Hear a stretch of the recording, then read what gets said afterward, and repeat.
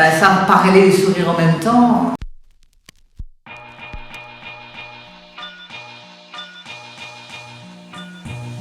Si, c'est possible.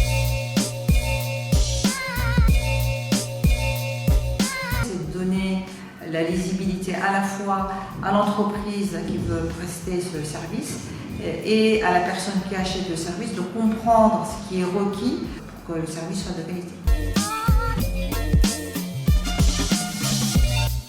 La norme, elle va vérifier que la promesse faite par un opérateur de formation, elle est tenue. Et la première promesse en général, ce sont les informations qu'on va mettre sur la documentation d'un site internet. Donc il y aura tout un chapitre sur les informations générales qui sont données, que la norme a définies à la fois dans leur quantité et leur profondeur.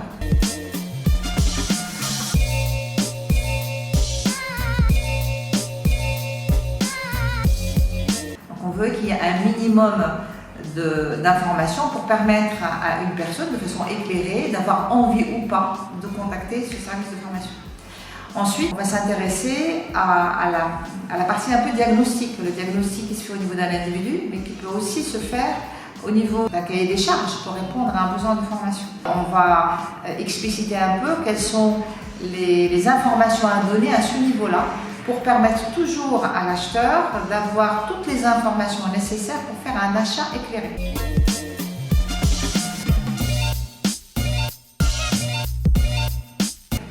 Une fois que la personne a acheté, on va décrire les différentes étapes de formation qui sont le diagnostic, qui sont l'ingénierie, qui sont le choix du formateur, qui sont l'évaluation.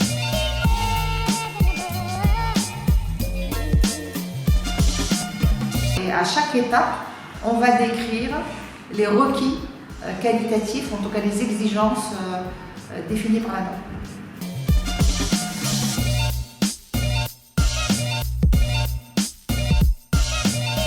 Une entreprise de formation linguistique ou quelqu'un qui forme peut-être à l'informatique, c'est quand même des spécificités un petit peu différentes parfois. Et c'est pour ça d'ailleurs que cette norme est les chapeaux et qu'on identifie ensuite les formations qui ont besoin d'être spécifiées, soit en développant des guides de lecture ou des normes supplémentaires.